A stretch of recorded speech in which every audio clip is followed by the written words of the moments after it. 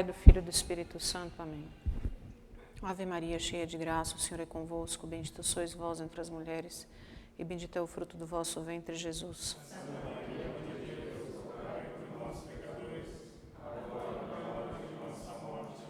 Maria, auxílio dos cristãos. São José. Em nome do Pai, do Filho e do Espírito Santo. Amém. Olá, gostaria de convidá-los para um ciclo de palestras que estamos organizando, chamado Conferências Orlando Fedeli, que ocorrerá agora no dia 10 de junho, com palestras sobre a vida, sobre os estudos, sobre as polêmicas e as obras do professor Orlando Fedeli. Posteriormente, nós também organizaremos um curso online com aulas sobre os estudos do professor Orlando Fedeli. Para isso, além de fazer este convite, gostaria também de pedir sua ajuda, pois para organizar este congresso nós precisamos de um certo gasto com material e com locação de espaço. Para isso, os dados, caso você queira nos ajudar, está aqui no rodapé. O mais importante, porém, é termos a sua presença nesse congresso. Até lá, salve Maria! Bom, então aqui nessa aula eu tomei como inspiração novamente a botânica, né, que é uma área que eu gosto bastante. Espero não saturar vocês, porque obviamente que eu vou explorar muito mais do que eu sei de biologia, do que propriamente de vida espiritual. Mas a ideia é tirar, enfim, algum aproveitamento espiritual do que se conhece, né, exatamente do sistema reprodutivo das plantas. E por isso a aula tem esse nome. Então, vamos começar, né, tratando aqui do que é propriamente uma flor, botanicamente falando, né? Então, apesar da gente admirar, né, a beleza das flores, considerando para uma planta o que é uma flor, ela é simplesmente um conjunto de folhas que foram modificadas para uma determinada função, que é a reprodução. Então, na verdade, a flor é como se fosse um galho com várias folhas.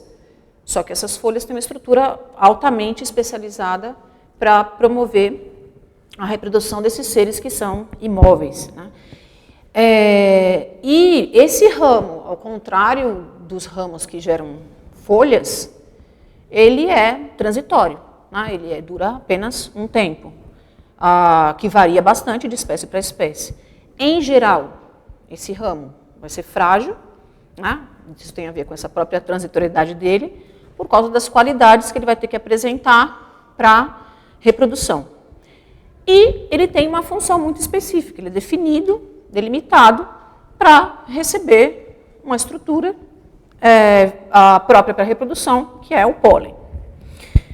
Para que isso, então, aconteça, para que apareça essas flores que a gente, né, enfim, cultiva, admira, né, e gosta tanto, a planta precisa passar por certas fases, né? Então, uma planta nunca vai florescer no estágio juvenil. Algumas espécies que conseguem fazer isso, mas significa que elas conseguiram atravessar logo assim que germinaram essa fase juvenil, que fica então bem restrita. Depois dessa fase juvenil, ela passa para uma fase adulta vegetativa, ou seja, que ela só produz folhas, e aí tem que ter uma modificação de determinadas regiões da planta para que essa fase adulta vegetativa se torne, então, uma fase adulta reprodutiva. Para que isso, então, aconteça, ao longo, então, do eixo vertical de uma planta, a gente tem porções que são capazes de se modificar. Essa região que a gente chama de meristema apical caulinar. Então, uma região que consegue sofrer uma total modificação. Para que isso aconteça, é preciso que haja, então, um estímulo, que a gente chama de indução floral, né? Essa indução floral vai envolver uma ativação genética, né? Esses genes até em boa parte se conhecem, que permite, então, que uma parte que seja só vegetativa, que ia gerar só folhas, de repente, torne-se flores. Então, a gente diz que essa ativação torna essa região, digamos, competente, capaz de se tornar flor, e uma vez que isso é ativado, ela vai ser determinada para gerar uma flor. Esse processo normalmente é irreversível. Então, o que a gente tem aqui, que parece um bichinho, mas não é exatamente essa região que se modifica, né? É uma pontinha, que a gente chama então de gema, né? da planta, onde tem essas bolinhas aqui são as células, e essas células então, que normalmente iam simplesmente se multiplicar, crescer e gerar folhas, né? São capazes então de se alterar e promover essas folhas modificadas que são... Não dá para ver nada disso. Exatamente, a gente vai ver uma modificação só depois que ocorreu essa indução. Essa indução a gente não vê. E o que é então, essa chamada transição floral? Vai então haver esse estímulo que a gente chama de indução, um sinal que normalmente é uma mescla de várias coisas. Um sinal ambiental misturado com um sinal químico gerado dentro da planta. Então já se detectaram algumas substâncias, né, que realmente conseguem fazer isso, né, que foram chamados de florígenos, mas nem toda espécie tem essas substâncias, um balanço de nutrientes, enfim. A complexidade da indução floral é extremamente grande, vai ser um conjunto de fatores, mas o fato é que isso vai acontecer. E aí, então, a partir de um certo momento, aquilo que era um ápice vegetativo, que simplesmente ia brotar, crescer, né, para cima, simplesmente, passa, então, a estar determinado para gerar aquelas folhas modificadas que vão compor a flor. Né? Então, essa parte a gente chama de evocação, que seria aqui, essa transição do ápice vegetativo, de repente, as coisas começam a ficar diferentes. Né? Vão ser geradas folhas diferentes daquelas que são as folhas para a fotossíntese, né? São essas folhas que vão compor o sistema floral. E aí, então, esse processo, uma vez startado, iniciado, o meristema floral, então, está desenvolvido e esse processo, então, é irreversível. Ele vai seguir esse programa, mesmo que o estímulo, né, desapareça. Tá? Então, isso aqui o pessoal estuda muito, dada toda a importância econômica, né, das plantas, que isso aqui que vai gerar depois, né, os frutos, que a gente usa para tantas coisas. Se sabe que são essas etapas que acontecem, mas exatamente quais são esses sinais e como controlar isso é muito complexo. Bom, então, de forma geral vai ser isso. De um ápice vegetativo, ele se torna competente. A partir da indução, ele começa, então, a se tornar um meristema floral. E aí, então, a gente tem a modificação das folhas para formar, de fato, uma flor.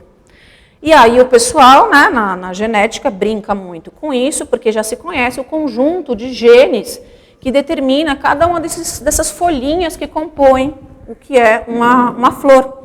Né? Então, uma flor é um conjunto de flores, um conjunto de folhas. A gente tem as sépalas, que estão aqui para fora, que normalmente são para proteger, né, que vão formar o botãozinho. As pétalas, que todo mundo conhece, que normalmente são as atrativas. E a parte reprodutiva, né, formada pelos estames e pelos carpelos, né, a parte feminina e a parte masculina. Então, tem um conjunto de genes já conhecido, que é bastante comum em todas as plantas. E isso é muito fantástico de ver, né, que existem já genes conhecidos de desenvolvimento. Agora, o que realmente ativa esses genes é muito difícil, né, de conhecer. E aí, com plantas modelos, né, tem uma plantinha aqui, o pessoal da genética usa muito de estudo, né, que chama-se Arabidopsis, e que dá para fazer de tudo com essa planta, e aí fazendo mutações exatamente nesses genes, aqui seria em a florzinha completa, bonitinha, com todos os componentes dela, com todos esses conjuntos, né, de folhas, as sépalas, as pétalas, os estames e os carpelos, né. E aí, quando a gente faz um conjunto de mutações, né, modifica geneticamente, essas partes se perdem, né? Então, aqui ela está sem pétalas, por exemplo. Aqui também ela está sem pétalas e sem estames. Isso. O A seria completa. No B ela está sem as pétalas. No C ela está sem as pétalas e sem a parte masculina. E aqui ela tem uma abundância de pétalas, sem as partes reprodutivas masculinas, eu acho. E aqui só sépalas, né, em último aqui. Então, modificando esses genes, né, se vê que a estrutura da flor se altera totalmente. Agora, o que propriamente vai ativar, né, ligar ou desligar esses genes é ainda muito complexa, né, no conjunto geral, e normalmente vai variar de espécie para espécie. Mas o que é válido para todas as plantas é que a flor vai ser sempre um sistema que é adequado a receber pólen. Isso é fato. Né? Então, para que a planta se reproduza, ela precisa que esse pólen chegue até ela. Então, ela tem que ter uma estrutura tal que permita a chegada desse pólen.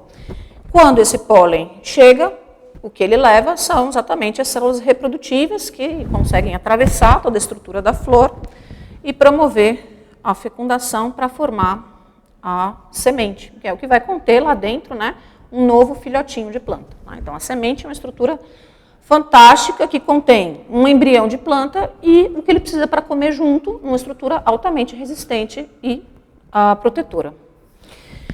Então, não só a flor vai ter que ser adequada à polinização, mas também esse pólen que chega também tem que ser adequado a quem o transporta. Então, pólens são estruturas que carregam dentro deles aquilo que vai fecundar a flor, né? Os gametas. E aqui a gente vê fotomicrografias, né? São microscopias eletrônicas de diferentes tipos de pólen.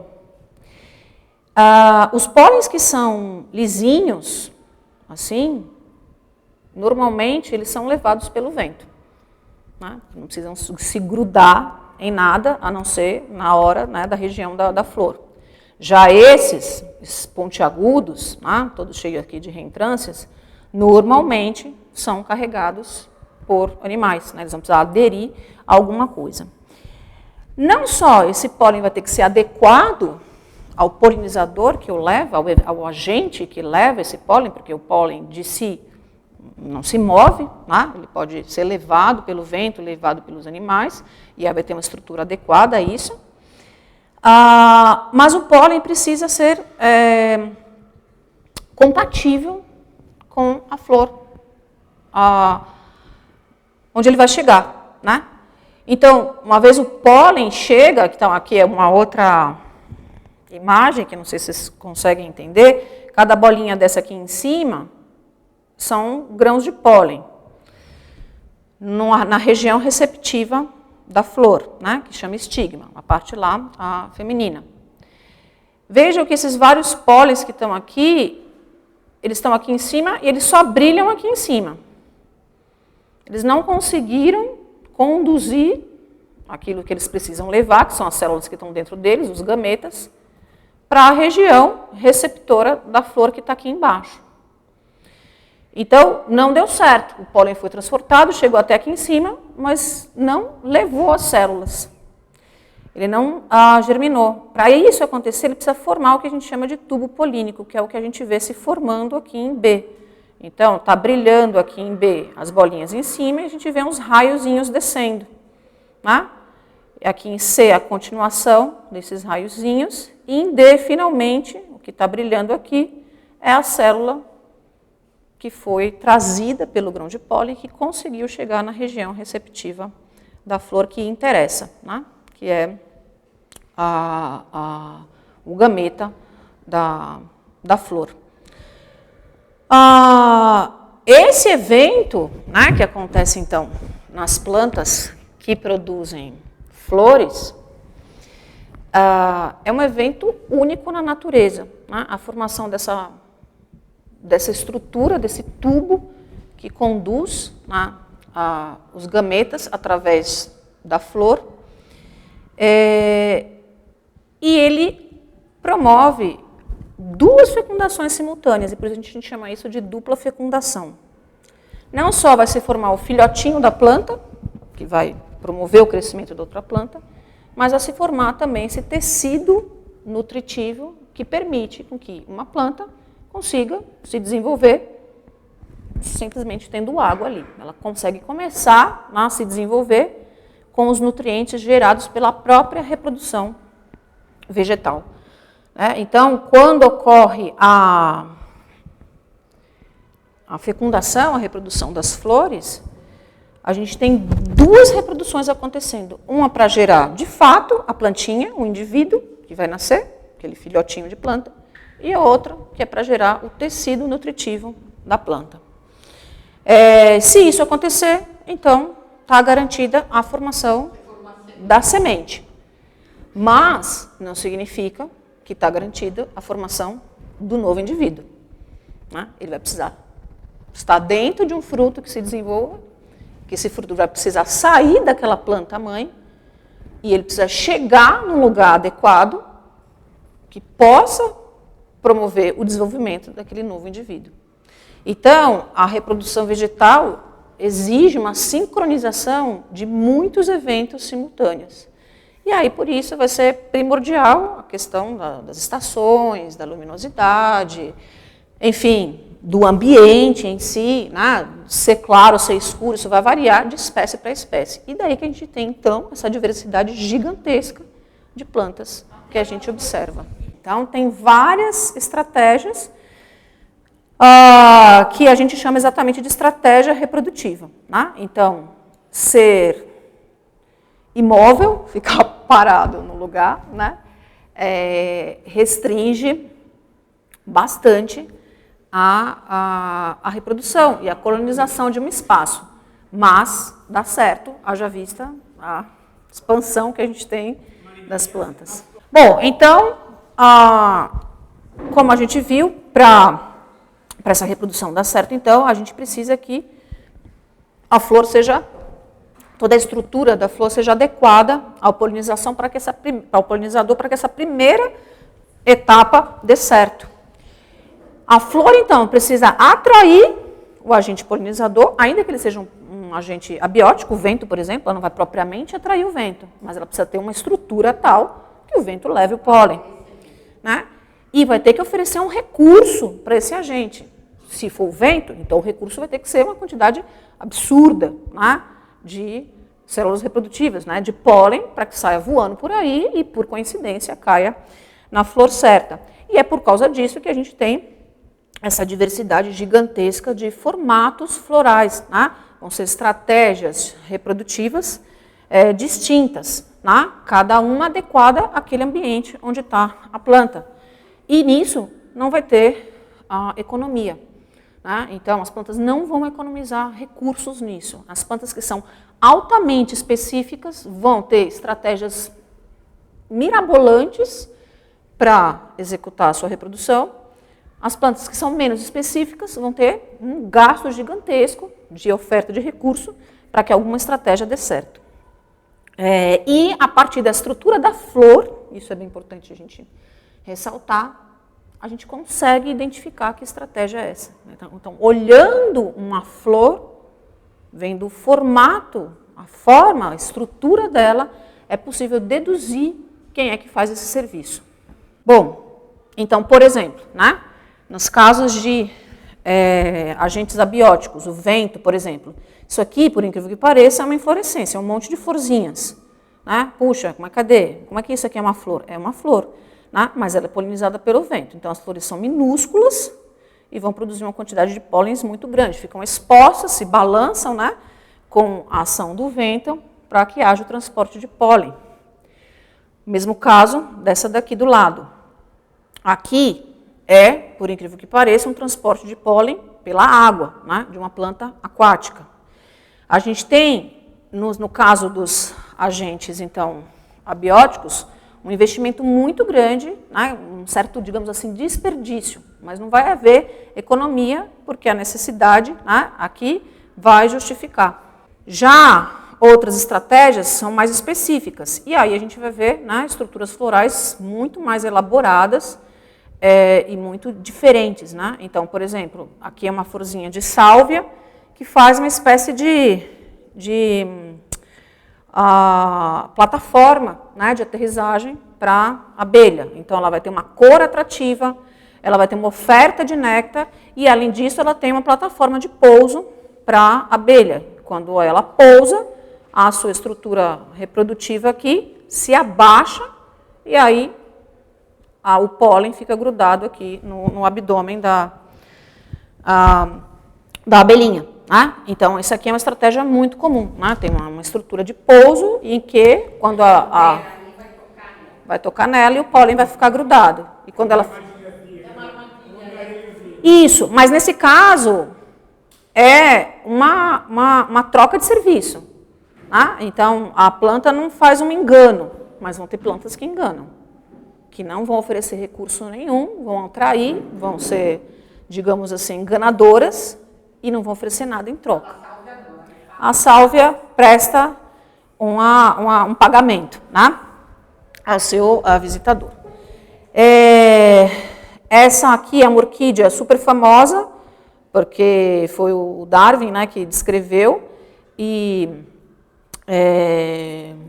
levantou a hipótese de que tinha que ser uma mariposa que deveria polinizá-la, porque ela tem um néctar guardado nessa estrutura longuíssima aqui. Né? Então, ela tem uma oferta de recurso guardado num lugar completamente inacessível. Fica no fundo dessa estrutura aqui da flor. Consegue perceber esse rabicó aqui? Essa é uma orquídea de Madagascar que é muito famosa porque foi o Darwin que levantou a hipótese. Não se conhecia mariposa, nunca se tinha registrado. E ele falou, não, isso aqui só pode ser, né, algum inseto que tem, então, um aparelho bucal muito longo para alcançar isso daqui. Né?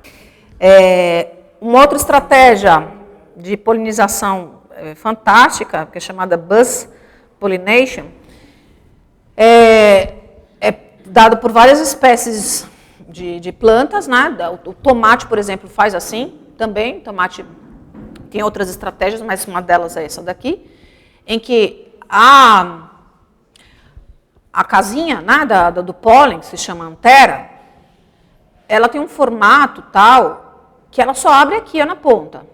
Então, ela só abre aqui, esse buraquinho aqui. Esse buraquinho aqui vai abrir, mas só se essa estrutura for vibrada numa certa frequência.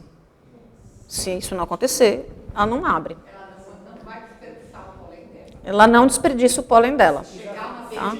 E tem que ser a abelha muito eficiente. Né?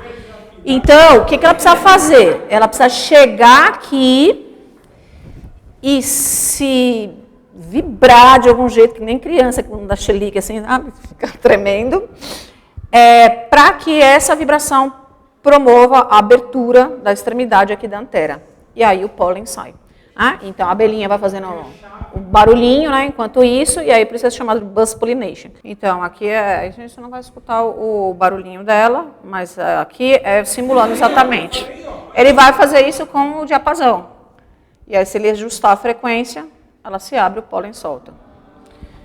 Então é o que a abelhinha faz, né? Então ela vai vibrar nessa frequência para conseguir, né? E aí ela põe essas bolsinhas aqui, né? As abelhinhas têm essas bolsinhas, né, específicas para carregar o pólen e lá vai ela trabalhar, tá? Então o pólen é nutritivo também, ele é um recurso, né, também utilizado, não só o néctar. Tá, então essa é uma estratégia do bem, né, em que a planta oferece um recurso altamente específica para o seu funcionário, né? Ela não aceita qualquer um, né? Ela tem que ser essa abelha que saiba vibrar. A apis mellifera, por exemplo, não consegue fazer isso daí, né? As abelhas apis, as europeias, não conseguem fazer isso daqui. É uma certa espécie de abelha. Mas tem flor que não é assim generosa, né? Essa, por exemplo, é uma flor extremamente esquisita, uma outra orquídea, né? As coisas mais esquisitas estão entre orquídeas. Aqui é uma flor, por incrível que pareça. Aqui é o botão dela. Aqui é o botão, né? Ela está fechada, e aqui ela já, né, sofreu a antese, ela abriu. E aí, por incrível que pareça, essas aqui são as pétalas dela, né? Mas ela é altamente modificada e ela tem esse poço aqui, vermelho. Nesse poço cai um líquido pegajoso produzido por essa região aqui. Essa flor, então, ela engana o polinizador dela. Ela produz um aroma que atrai o polinizador. O polinizador se aproxima, procura o recurso por causa do cheiro, e ele cai nesse poço. Esse poço, então, tem essa solução pegajosa, grudenta, e só tem um jeito dela sair, que é por esse buraquinho aqui. Quando ela sai, ela carrega as políneas, que são bolsinhas que as orquídeas produzem e guardam o pólen. As orquídeas não produzem uma quantidade grande de pólen, elas são extremamente econômicas no pólen. Então, é pouco pólen em estruturas bem pequenininhas, que precisam ser carregadas por esses bichinhos específicos. Tá? Então, essa polínea só tem aquela. Inclusive, quando a orquídea perde a polínea, a flor murcha. Tá? Vocês podem testar aí, se vocês quiserem dar fim nas flores de vocês. Arranca lá a bolsinha amarela, a flor vai murchar em seguida. E aí, então, ela engana o polinizador dela. Ele é atraído, né, pelo cheiro, cai nessa armadilha aqui e só sai por esse buraquinho, levando a polínia. Então, a gente chama essa polinização por engodo, né, por enganação. Inclusive, tem plantas que fazem isso de modo que para o caso aqui, né, simbólico, é até mais representativo. Essa aqui, por exemplo, é uma planta que a gente tem aqui no Brasil, aquela outra, eu não sei se a gente tem, e que ela, ela cheira, tem um cheiro de carne em putrefação. Então, ela atrai moscas, né, decompositoras. Não, tem no Brasil, foi isso que eu falei, Aristolochia, né? Ela cai aqui dentro, né, atraída, inclusive a coloração dela, né, é cor de carne. Ela cai nesse cano aqui, do mesmo jeito que a outra, fica presa aqui dentro, se debate, aí ela se suja de pólen aqui, né, aqui estão as anteras, e depois de muito tentar, né, escapar, ela consegue voltar por esse túnel, né, toda suja de pólen, e vai cair na mesma besteira, né, em outra flor, por incrível que pareça. Ela não é capaz de aprender. Né? E aí, então, de novo, né, ela prende lá a mosca e não oferece nada em troca. Né? E isso também não é exclusivo de moscas, né? Tem muitos pássaros que também fazem isso. Então, esse daqui está roubando o néctar por outro caminho. Né? Ao invés dele colocar o biquinho por aqui, ele furou. Né? Ele arrombou a flor para pegar o néctar e assim não poliniza. Né? Tem algumas flores também que pregam peças nos seus polinizadores. Né? É o caso dessa outra orquídea aqui. Tá? Essa orquídea, que é essa igual, do mesmo gênero dessa verdinha aqui, ela tem essa estrutura aqui, não sei se vocês estão enxergando, né? Esse rabicó aqui. Que é aqui que está, né, o pólen, essa polínea, né, que fica dentro dessa estrutura aqui, com essa extremidade, com essa ponta. A polínea é o saquinho das anteras das orquídeas. Só orquídeas que têm essas políneas, que são, né, anteras altamente modificadas. As anteras normalmente são cabinhos que têm o pólen na ponta. As políneas são bolsinhas que vão grudar no polinizador e que são típicas de orquídea. Então, quando a abelha é atraída, né, por essa flor e ela pousa na flor, essa estrutura aqui, que não tem um nome agora que eu esqueci, ela imediatamente dá um golpe na abelha, né? E gruda na abelha. E aí a abelha sai desesperada, assustada. Então, aqui é pior ainda. Ela vem e ainda apanha, né? Que a abelha leva isso aqui embora e vai cair na mesma besteira de novo. Vai toda essa estrutura embora. E ela se abre, né? Fica presa no corpo da abelha, levando a polínia. Não é propriamente uma sensibilidade, é a posição mecânica mesmo, é uma mecânica, é uma alavanca. Bom, então temos aqui, né, vários agentes polinizadores. Outras estratégias, né, estranhas são, por exemplo, de besouros, né, e aqui a gente não tem propriamente exatamente uma flor delicada, né, essa flor aqui é carnuda, o besouro entra e acaba até propriamente se alimentando das estruturas florais, não das estruturas reprodutivas, né, mas das pétalas, por exemplo, então a flor é mais grosseira, né, mais robusta. O besouro entra aqui e acaba comendo as próprias pétalas, mas nessa atração, eles acabam se sujando todo, né, de pólen e vão fazer o mesmo. Então aqui não é um engano, né, ela está oferecendo uma oferta pela reprodução. E o que é interessante é que a maioria dessas plantas que atraem besouros, elas produzem calor, né? Então o besouro é atraído pela temperatura da flor. Então elas aqui ativam um mecanismo que aumenta a temperatura dessa região aqui e o besouro é atraído. Isso ocorre, né, normalmente em um determinado período, né, é sincronizado. E aí, de repente, você vê uma multidão de besouros lá nessas regiões onde tem essas flores. Tá? Morcegos também são agentes polinizadores. A gente tem alguns locais que até lagartos podem ser agentes polinizadores. Então, tem das estratégias mais diversas. Né? E a gente também tem as estratégias tradicionais. Né? Por exemplo, né, a flor do maracujá, que é uma flor super diferentona, bonita e que vai atrair a abelhinha, oferecer bastante néctar. A abelha vem aqui e visita, né, ao passear por essa plataforma onde está o néctar, né, as anteras, que são exatamente as estruturas que têm o pólen, né, encostam, né, no abdômen da abelha, elas se sujam e aí vão fazendo o serviço. Né. Então, o que é que a gente vai ter? Toda uma diversidade de estratégias para que ocorra essa reprodução. Né? Então, a flor, ela é propriamente adequada ao polinizador. Né? Então, isso que em biologia se gosta de chamar de coevolução, né? É uma adequação sensacional. Tem flores que são mais específicas, tem flores que são mais genéricas, né? Mas sempre vai ter uma estratégia para que tenha, então, esse sucesso reprodutivo. E, finalmente, o que é necessário? Né? Para que a fecundação ocorra e se produzam os frutos com as sementes. Esse é o objetivo, no final das contas. Né?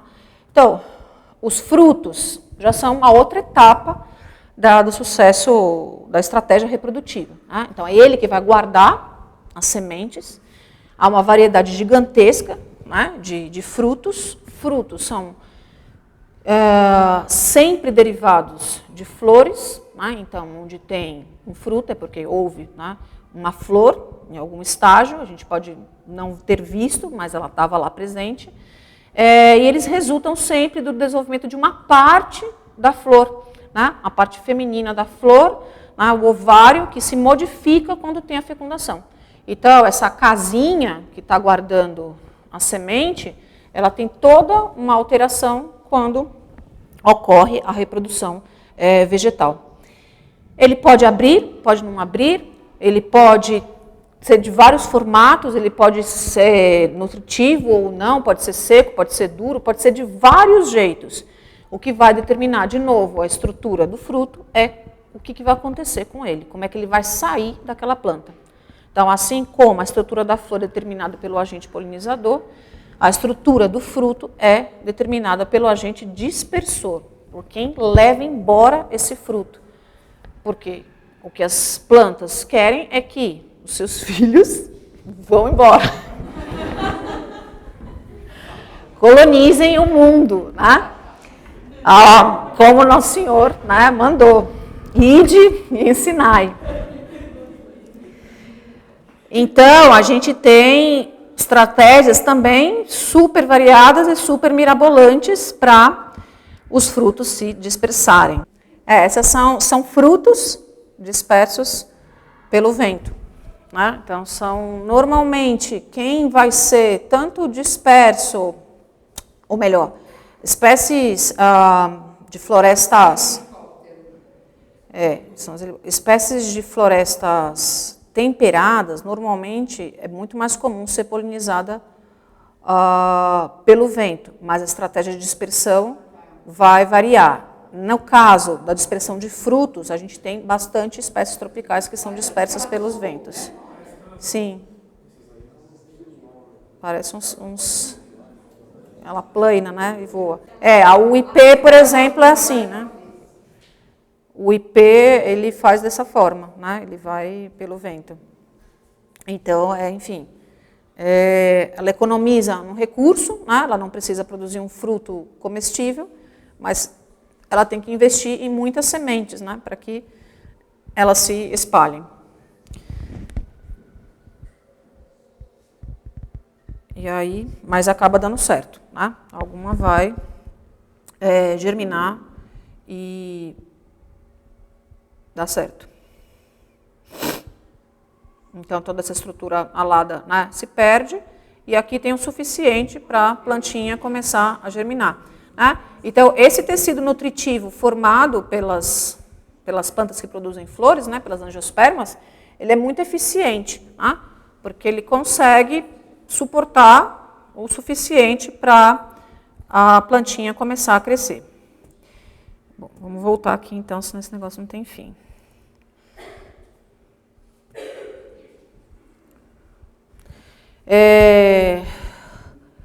Então, aqui estão outras, né? Aquela que as crianças gostam, né, de apertar, né, sair voando aqui, né, esse helicópterozinho aqui. São frutos, exatamente. Isso aqui é um fruto. Cada um desses é um fruto. Tem uma sementinha aqui dentro. Então, toda essa estrutura aqui é um fruto. A gente tem um caso muito famoso da mamona. A mamona tem uma estratégia de dispersão de frutos que é explosiva. Então, esse frutinho, ele seca, ele explode e a semente voa longe. Essa aqui é a mamona explodindo. Aí esse é um outro explosivo. Aqui. Não sei se é exatamente a mamona essa, mas é do grupo aí. Acho que essa não é uma mamona, mas é a mesma estratégia. Então, ela explode, sai, lança. A mamona não é exatamente assim, mas ela racha e não solta essa gosminha normalmente, tá? Mas isso aí é a estratégia reprodutiva. O que a mamona tem, além de tudo, em cada semente ela tem um arilo, uma gelatina que atrai formigas, tá? Então as formigas, além de tudo, carregam essa sementinha e ainda levam ela longe para afastar mais ainda até arremessou na pobre da abelha lá. Então, essa outra estratégia de dispersão.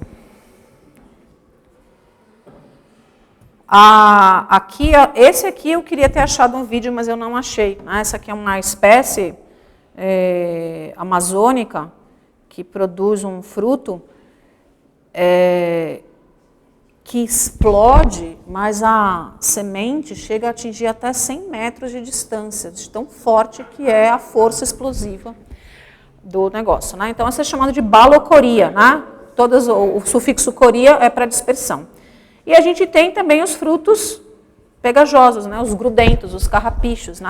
Carrapichos não são carrapatos, eles grudam para também ir para longe, até na máquina de lavar a roupa vai.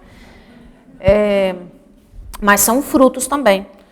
Então, não são frutos, obviamente, comestíveis. A gente normalmente, quando pensa em fruto, pensa logo em estruturas comestíveis, mas não. A gente tem uma diversidade gigantesca de estratégias de dispersão, para que isso, então, se espalhe e a semente possa chegar em todos os lugares possíveis, e dentre esses lugares, algum que dê certo para que ela se desenvolva.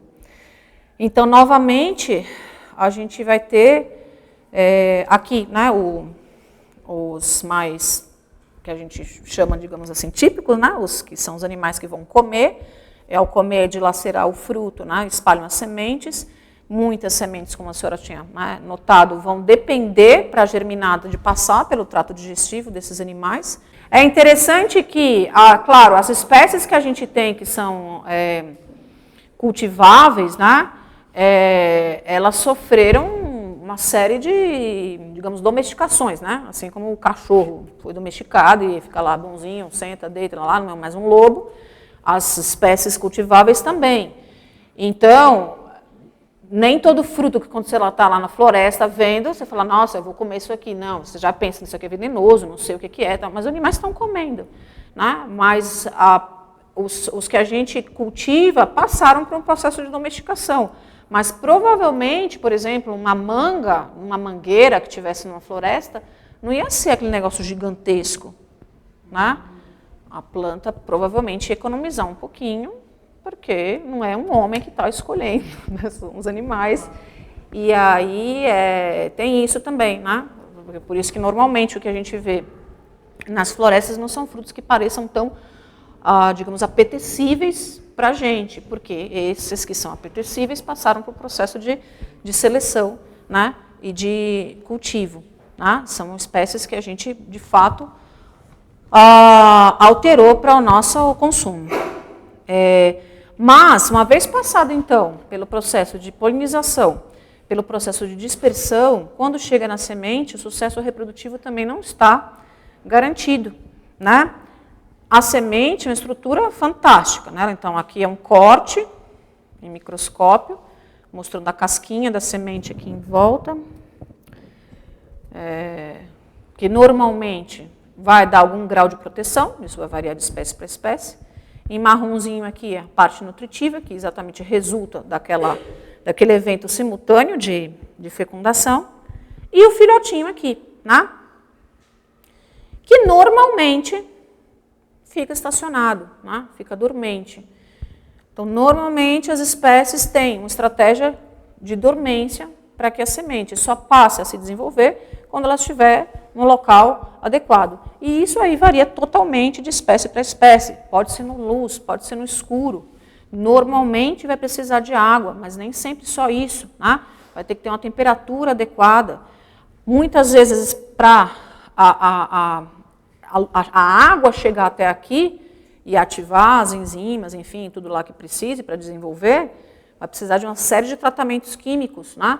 Tem semente que só germina depois que pega fogo, né? É o caso lá das sementes de cerrado, por exemplo, que passam por um frio extremo, e aí vai depender da estação, né? Que vai sair, tá? Enfim, a estratégia, de novo, de germinação da semente, de desenvolvimento da semente, para que isso gere um novo indivíduo, também é variadíssima. Então, o que a gente pode dizer é que o sucesso reprodutivo de uma espécie começa com a floração, mas vai depender da sincronização de tudo, né? Da dispolinização dos polinizadores, da dispersão adequada desses frutos, depois, muitas vezes, da semente, né? Às vezes a semente que é a unidade dispersiva e não propriamente o fruto, né? E aí, finalmente, temperatura, luz, umidade, nutriente, uma série de coisas para aquele indivíduo passar a crescer, se desenvolver e gerar uma nova planta. Tá? E o que tudo isso tem a ver com a nossa vida espiritual?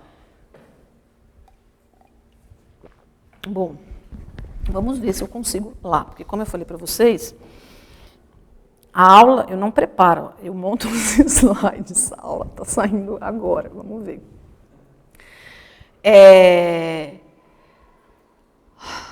Bom, a gente conhece a partir, né, enfim, dos doutores da igreja e da própria Sagrada Escritura, e pela própria beleza natural da maioria das flores, que a Nossa Senhora é sempre simbolizada, né, por uma flor.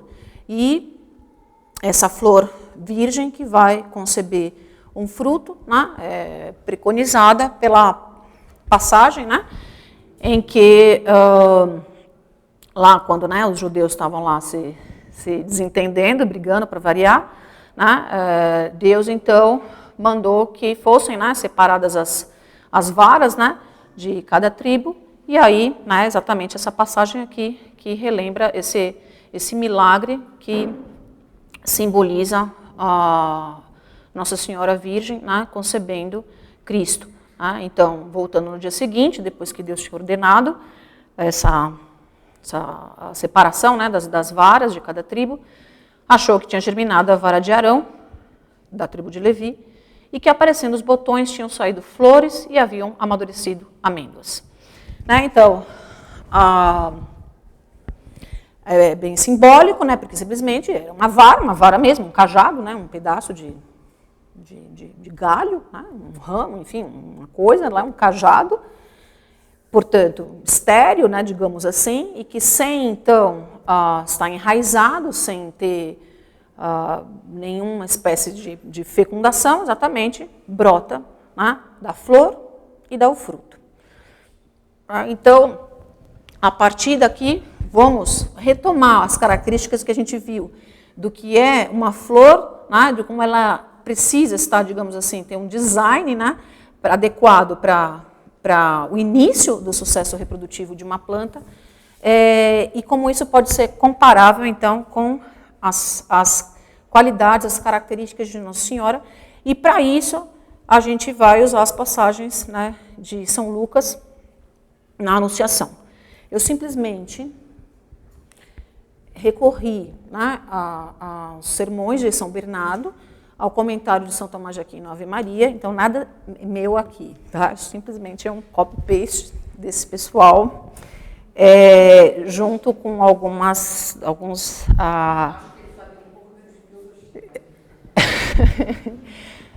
E aí a gente vai, enfim...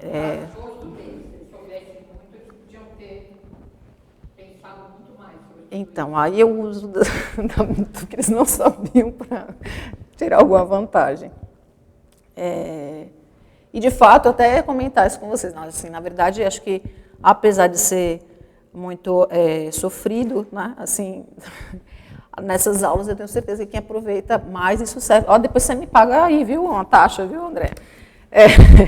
É quem está dando, né? A gente acaba aproveitando muito mais do que vocês, porque fica aqui tudo meio bagunçado, mas o que a gente aproveita é bastante, apesar do sufoco.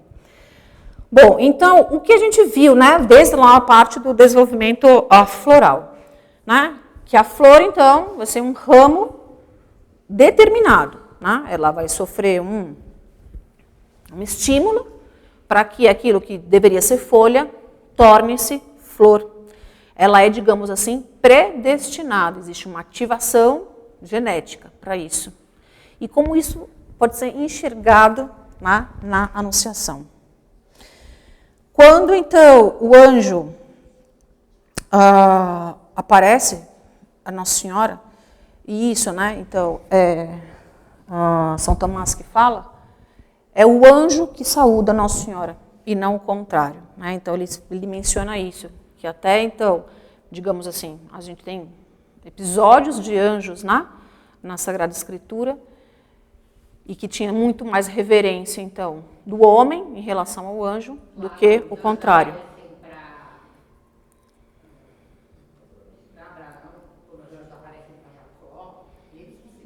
Exatamente. E aqui, não. Aqui é o anjo que saúda Nossa Senhora. Então, Deus te salve, é ele que fala o ave e não o contrário. Não só, então, como a Madre comentou na última aula, lá, em relação lá que ela estava comentando, né, do papel de São José, mas eu lembro que ela falou isso, né? Ela citou que a natureza humana era a apropriada encarnação pelo fato de ser o resumo da criação. Mas porque vai ser, então, escolhida aquela mulher, né? Porque tinha que ser alguém, digamos, que Deus já conhecia, que Deus já tinha determinado e que era semelhante a ele. Né? Então, aquela que ia ser escolhida, não bastava ser virgem, mas deveria ter sido conhecida, ter sido determinada, ter sido, de fato, digamos, selecionada, né? Que o merecesse, digamos assim, e deveria ser agradável, né, a chegada do Verbo. E essa, digamos, superioridade de Nossa Senhora, que faz, então, com que o anjo, né, que a saude e não o contrário, é conferida pela graça. Mas É Santo Agostinho que vai falar, né, que Maria é mais bem-aventurada por receber a fé em Cristo, corresponder a essa fé, ter, digamos, concebido na sua mente o que era Deus, mais do que propriamente por depois ter conceber a carne de Cristo. Por isso a gente pode dizer que essa determinação, né, foi feita porque ela correspondeu a essa graça, antes mesmo dela receber o verbo. Né, antes mesmo do verbo se tornar carne, ela já tinha o verbo na mente, na ideia, né, no pensamento dela. E por isso que ela é superior, digamos assim, ao anjo, e por isso que a saudação é o inverso do que se esperaria, e por isso que a gente pode dizer que, de fato, ela é plena dessa graça, que seria, então, essa ativação, né, da flor. Essa atração dessa flor que é Nossa Senhora, né, promovida, né, vai ter a ver com o quê? Com a estrutura da flor. Né? Então, a gente viu que a flor vai atrair o polinizador porque ela tem uma certa estrutura. Né? Então, a flor atrai porque ela é adequada ao pólen e ao polinizador. Ela tem que ter uma certa estrutura. E por isso o anjo fala, o Senhor é contigo. Né? Deus não teria se sentido, digamos, atraído por aquela virgem se ela não fosse semelhante. E por isso, né, que São Luís Montfort também fala, né, que ela vai ser a forma de Deus, porque ela, digamos, ela tem um formato, né, de Deus. E São Bernardo, que, se não me engano, vai falar isso. Ela é como se, quando o anjo fala, o Senhor é contigo, na verdade, Nossa Senhora já tinha Deus antes mesmo, tá, dele ser concebido na carne. Tinha ele espiritualmente antes dele ser concebido. Já estava, essa é a frase dele, já estava com a Virgem aquele que enviava o anjo. Não, não é minha. Nada disso aqui é meu, como eu falei, madre, está tudo? São Tomás. Essa primeira de São Tomás. Se eu fosse colocar as citações de todos, madre, não ia terminar nunca. Mas deveria ser, né? Deveria ter colocado as citações. Por isso que no começo eu disse, né, que eu tirei tudo daqui, não tem nada meu aqui. Então, Nossa Senhora já tinha consigo a ideia de Deus antes mesmo de conceber a Jesus Cristo, a pessoa física de Jesus Cristo. Aqui sim, São Bernardo, concebeu Cristo antes na sua mente, inteligência e vontade. Então, por isso que a gente pode dizer, nesse sentido, que a estrutura dessa flor era adequada a esse pólen. Não é uma flor enganadora. Esse é o ponto agora. Então, assim como a gente pode deduzir a estrutura do pólen, a estrutura do polinizador pela estrutura da flor, assim é com Nossa Senhora. Né? E exatamente por que ela atrai a Deus? Porque ela tem essa estrutura adequada, mas ela não engana. Então ela oferece recursos a esse polinizador. Quais são esses recursos? Então diz o anjo, ela ao ouvir essas palavras perturbou-se, São Lucas, e discorria pensativa que saudação seria esta. Então Nossa Senhora se turba ao ouvir as palavras no anjo. Ela não se turba porque vê o anjo, porque se assusta com o anjo. Né? Então, seria esse o recurso, né? Essa humildade na hora que o anjo fala com ela. Quem sou eu para um anjo falar comigo e dizer que eu sou cheia de graça? Esse néctar da humildade é o que a gente sabe que foi, né, o grande atrativo de Nossa Senhora para a encarnação. E aí, por isso, eu pensei, aí sim, isso aí foi uma ideia da minha cabeça, que seria esse o néctar, né? essa coisa doce que Nossa Senhora ofereceu, que era a humildade, e que a gente pode deduzir por essa passagem. Em seguida, o que São Lucas disse? Então o anjo disse-lhe: não temas, Maria, pois achaste graça diante de Deus. Esse recurso, então, é isso que atrai o polinizador. A estrutura da flor é adequada, mas ela oferece os recursos. Né? Essa humildade vai ser o grande atrativo. Mas além da humildade, junto à virgindade. Né? Então, essa graça, foram esses dois aspectos, essa graça que Deus achou diante dela, foram esses dois aspectos juntos. E eles juntos é que compunham, então, esses atrativos, esses recursos oferecidos a esse polinizador. Então, ofereceu junto com a humildade a virgindade. E é interessante, isso é São Bernardo que fala, é que exatamente, né, como a gente sabe, o oposto, né, que se esperava de uma judia, né, exatamente era o contrário, né, teria que exatamente ser fértil, ser fecunda. Né? Então, quem ensinou a Nossa Senhora, quem ensinou que ia aquilo, quem que aconselhou ela a ser virgem, quem deu esse exemplo? Senão Deus mesmo, né, interiormente, que ele ensinava tudo. Então ele diz isso, Nossa Senhora não havia recebido preceito nenhum, nem conselho, nem exemplo. Quem ensinou isso a ela? Era o contrário do que era ensinado. Tá? Então era esse ensinamento interior, era exatamente essa predestinação, esse formato dessa flor já adequado à encarnação. Bom, e aí então é necessário haver então a fecundação para que se produza a semente e se desenvolva o fruto. Né? É da flor fecundada que se produz o fruto e as sementes, como a gente viu. Né? E então, prossegue São Lucas: eis que conceberás no teu ventre e darás à luz um filho, a quem porás o nome de Jesus. Será grande, será chamado Filho do Altíssimo, e o Senhor Deus lhe dará o trono de seu pai Davi. Reinará sobre a casa de Jacó eternamente, o seu reino não terá fim. Então Maria, aqui não é se concebe, né? Concebe o verbo do Espírito Santo e lhe dará a luz. Que é o que está dito aqui nessa primeira parte. Será grande. Para ser grande ele vai ter que se fazer pequeno. Né?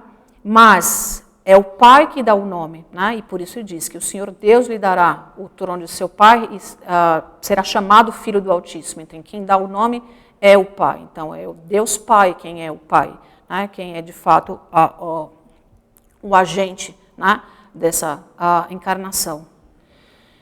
A flor dá um fruto sempre da mesma espécie, né? E por isso ele diz, o trono de seu pai Davi e reinará sobre a casa de Jacó eternamente. E o seu reino não terá fim. Por quê? Porque exatamente esse fruto, né, que contém sementes que vão se perpetuar ao longo das gerações. Bom, outras características que a gente viu da flor, né, além da relação toda dessas etapas da estratégia reprodutiva. Que a flor, normalmente, né, ela é uma estrutura delicada, transitória, frágil. Né? Então, a flor é delicada. E por isso Maria responde, né, ao anjo: como se fará isso? Pois eu não conheço o varão. Né? Então, essa era a preocupação dela, essa delicadeza dela com a sua preocupação com a virgindade. E aí, então, aqui é São Bernardo que fala. Né? Em relação à virgindade, o grande guardião vai ser São José. Aquilo que podia provocar dúvida, né, tornará maior certeza. Ter São José, então, como guardião de Nossa Senhora, é que atesta o milagre. Quando um homem justo teria perdoado uma mulher adúltera, né, se a fecundação não fosse milagrosa. Então, São José, ao desposar Nossa Senhora, será a testemunha mais qualificada da sua castidade. Isso. E uma vez ocorrida a fecundação, como a gente viu, é uma dupla fecundação. A gente tem, né, então, o embrião e o nutriente. E aí, então, o anjo responde: o Espírito Santo descerá sobre ti e a virtude do Altíssimo te cobrirá com sua sombra. Por isso o mesmo menino que há de nascer de ti será santo e será chamado Filho de Deus. Então, como que vai acontecer? Né? Se se fala antes, né, que o Senhor é convosco, o Senhor está contigo, como depois se diz que o Espírito Santo vai baixar sobre ti? Não tinha já Nossa Senhora o Espírito Santo? Então, a São Bernardo que explica, a plenitude da divindade que estava no seu espírito virará agora sobre o seu corpo, graça que não recebeu nenhum outro santo. E é por isso, então, que a vara de Arão floresce sem ter sido plantada. O Espírito Santo fecunda com seu poder, mas, porque ele fala, a virtude do Altíssimo te cobrirá com sua sombra, a maneira como conceberá é encoberta e oculta. Tá? Então, é um modo milagroso que não se sabe como aconteceu. É por isso que ele fala da sombra. E por que isso é tão importante? E aí isso também é de São Bernardo.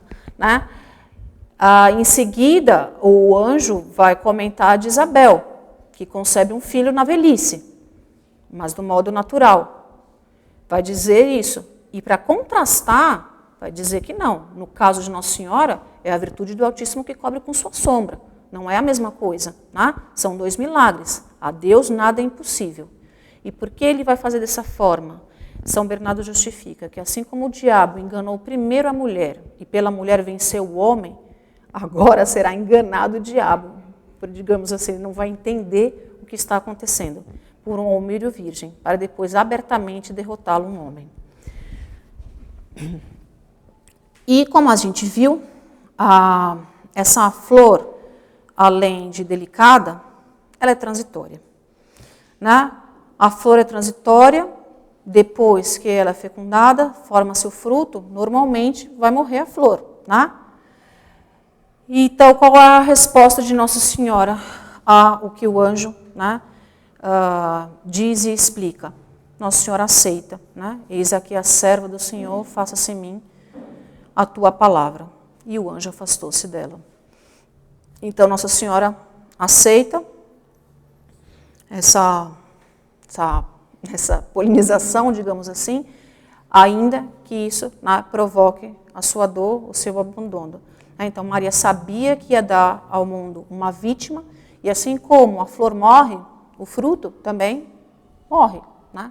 Depois, o que ele precisa é propagar a semente. O fruto mesmo, ou se consome, ou se vai embora. Né? Exatamente. Né? E aí aqui não seria a continuação seguida da passagem, mas sim o que justificaria, né, essa conclusão, né? Que este menino está posto para a ruína e ressurgimento de muitos em Israel e para ser alvo de contradição. E uma espada trespassará a tua alma. Né? Então, aqui, esse fruto vai exatamente ser a salvação de uns e a perdição de outros. Né? Vai provocar essa separação, esse sinal de contradição. E isso implica, então, nessa oferta de sacrifício de Nossa Senhora. O fruto, então, formado, ele se dispersa, né, para espalhar a semente. Né? E aí, sim, né, assim se descobrirão os pensamentos escondidos nos corações de muitos, continuando aqui, né, na apresentação, né, de Nosso Senhor no templo. O fruto se dispersa, Cristo se espalhará e será conhecido para todos, para alguns ruínas, para outros salvação, como a gente falou. As sementes, como a gente viu, podem germinar ou não, né? Dependem de muitas condições. Então, Nosso Senhor vai, né, ensinar, vai espalhar essas sementes, mas, né, como o grão de mostarda, né, pode ser que dê certo ou não. Vão depender das condições de dormência, das condições do ambiente. O que é isso? O coração de muitos. Né? Bom, e assim seria mais ou menos, digamos, o sucesso, né, da propagação e germinação dessa semente que Cristo, né, veio trazer através dessa flor que é Nossa Senhora. Bom, o que é interessante também pensar é que, de novo, a gente tem alusões, né, na história, enfim, da nossa salvação, de dois ambientes. Né? A gente tem um jardim, do Éden, onde estava a nossa primeira mãe, e um Horto das Oliveiras, onde está o fruto da nossa segunda mãe. Então, aqui,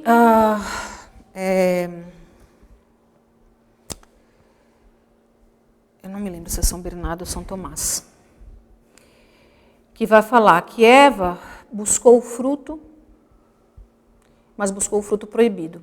E por isso nada encontrou nele que desejava. Ela queria conhecer o bem e o mal, aceitou, né, essa ideia absurda de ser como Deus, queria, ao provar esse fruto, o deleite, e foi atraída pela beleza também desse fruto.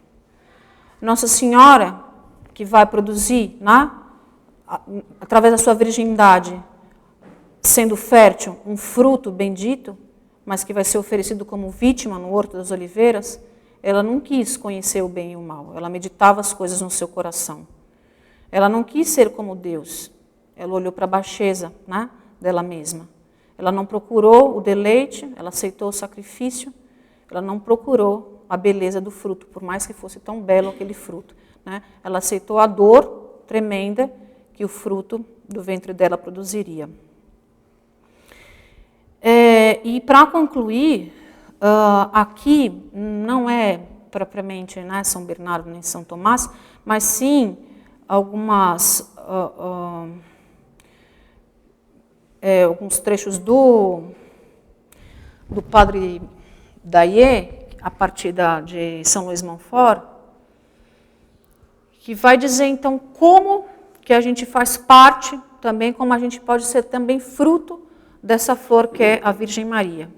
Porque Nossa Senhora é mãe do Cristo todo, daquele homem Deus com seu corpo físico, daquela pessoa, Jesus Cristo, mas também daquele que é o Salvador e cabeça do corpo místico da Igreja. Então, ele diz o seguinte, que nós, né, isso aí é pegando de São Luís Montfort, né, nós somos gerados em Nossa Senhora. Então, na Anunciação, o corpo físico de Cristo se forma e o corpo místico começa a ser concebido, né, essa igreja. E por isso que tinha que ser de uma virgem, né, para exatamente ter essa nova formação, um novo corpo.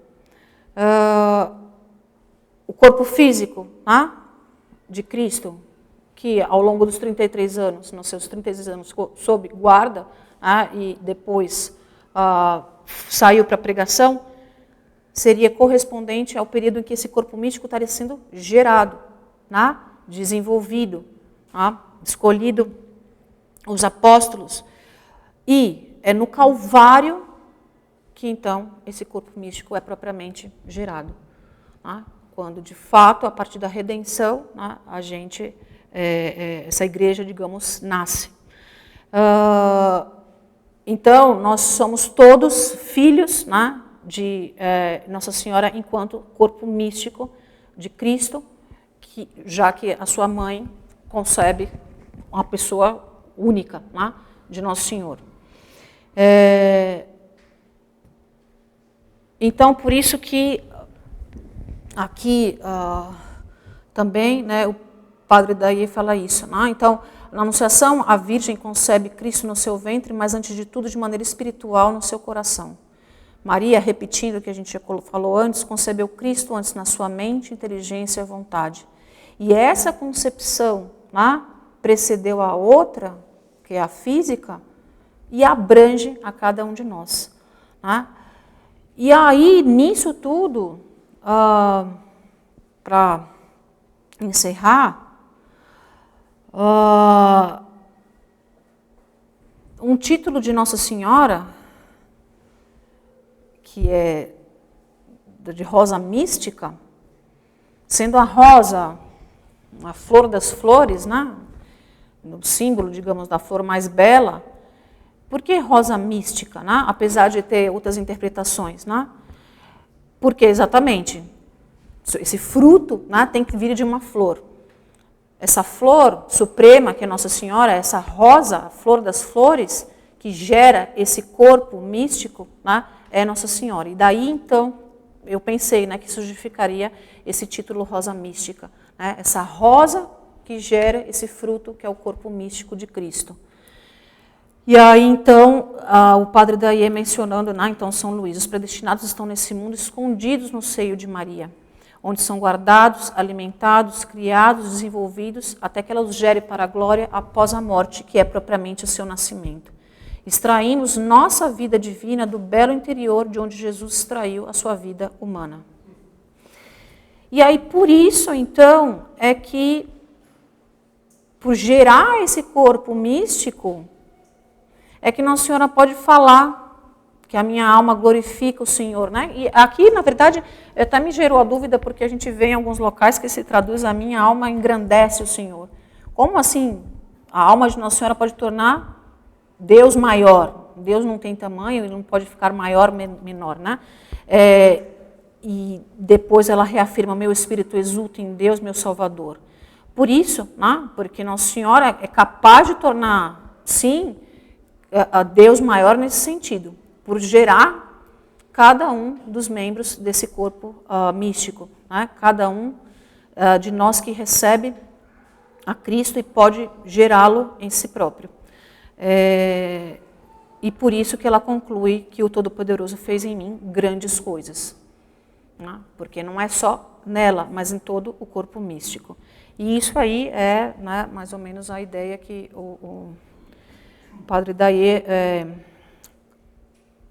partindo de São Luís Montfort, fala na preparação para o exercício, a renovação da consagração.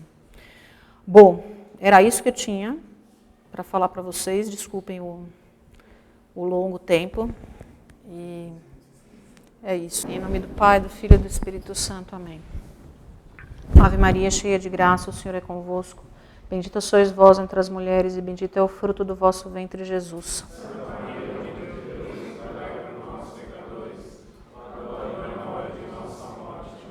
Maria, auxílio dos cristãos. São José. Em nome do Pai, do Filho e do Espírito Santo. Amém.